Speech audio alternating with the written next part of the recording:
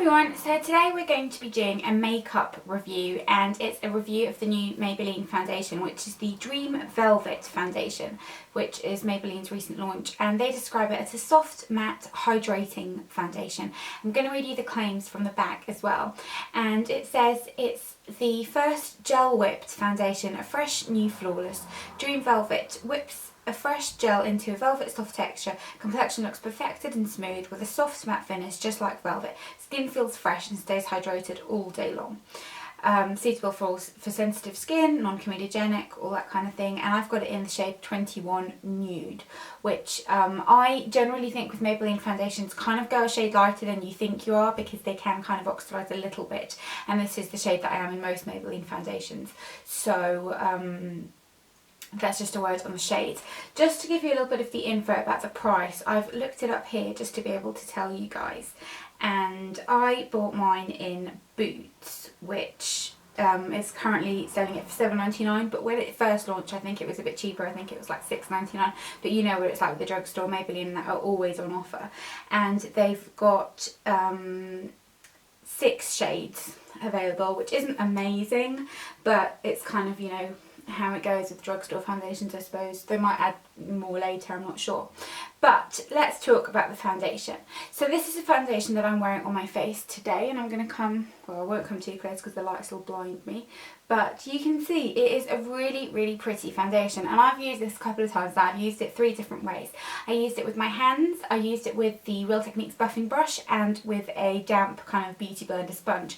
A note on the sponge is that it is kind of marketed to come with that little white sponge that they're doing it with.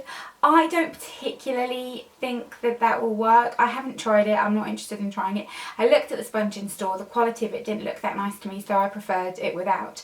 But I really like the packaging of it. I think it's really kind of travel friendly. A tube, I would have preferred the tube to kind of have that kind of elongated part here, like the L'Oreal Infallible Matte, but it's just kind of a normal tube like that. And if I show you the texture of the foundation when it comes out, it is very much kind of a whipped mousse like texture. It's not bitty in the same way that the Dream Matte Velvet mousse, whatever it's called, you know, the one in the pot that they do.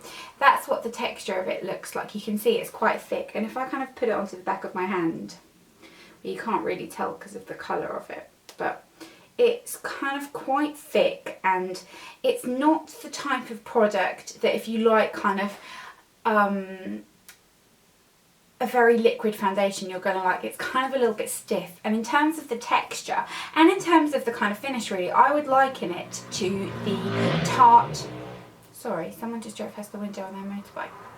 I would liken it to the Tarte Amazonian Clay Full Coverage Foundation. This isn't as full coverage as that, but a very similar texture, that kind of thick mousse, but kind of without the bubbles in it, just a kind of slightly thicker texture. But this blends very nicely. Today I used it with the damp beauty blender, and I really like how it looks, but I think if I had to choose, kind of, I think it looks nicest with the Real Techniques buffing brush, but then I think most things kind of look the nicest like that, so that's something to bear in mind. But it did work perfectly fine with hands. One thing I will note about this is I don't think this will be particularly well suited if you do have dry skin, because it is one of those that clings to kind of dry patches. I don't really have any dry patches because my skin's kind of combination oily, but sometimes I'll kind of get them around my nose and around my cheek area. This did cling to those patches, but kind of not anything terribly awful. But it's one that I think if you like Maybelline foundations and you have got quite dry skin and you found that kind of most of them didn't work very well for you, this might be the answer. In terms of it being hydrating, it's kind of difficult to judge that, because I kind of think that unless you have really dry skin, there's no way of telling that. It is very comfortable on the skin. It doesn't kind of feel too matte as well. When it goes on, it's not matte. It's still got a little bit of a glow. The coverage of it is really nice, especially nice for this time of year when kind of I want to kind of stay clear of the kind of ones I've been wearing during winter. It's kind of a little bit more springtime now, but it's still not BB cream weather, and this is really nice, the coverage of it. I mean, you're not really going to be able to tell on camera because it's kind of not better noticeable. But if you look really, really closely, I inspected it in a magnifying mirror, that's how I could tell. You can see the freckles on my nose still, and I really like that. I think it's really pretty when your skin shines through. The only issue with skin shining through with that is that also means that it shows my pigmentation. So if you do have kind of pigmentation or quite severe kind of acne, it's not going to be enough to cover that. You probably will need concealer, but you can build it, but it's not one that's buildable without looking cakey. You can build it up, but it's will go cakey looking, so that's just something that you might want to bear in mind. I powdered it and everything, and in terms of the longevity, it was like kind of most foundations. I did need to blot and powder kind of by lunchtime when I put it on in the morning, but I need to do that with every foundation. Even if it claims to be super matte, I generally always need to blot and powder. It's just how my skin is. But if your skin is just normal, not particularly oily, then you might be alright with this. It's not by any means kind of hydrating in that it makes your skin produce more oil. On me, I've seen a few reviews of people saying that kind of they did have that problem. On me, it didn't do that at all. I really like it. The first time I used it, I was a bit unsure, but after using it today, I really like how my makeup looks. I like that you can kind of see my freckles and kind of that my skin looks quite natural, but still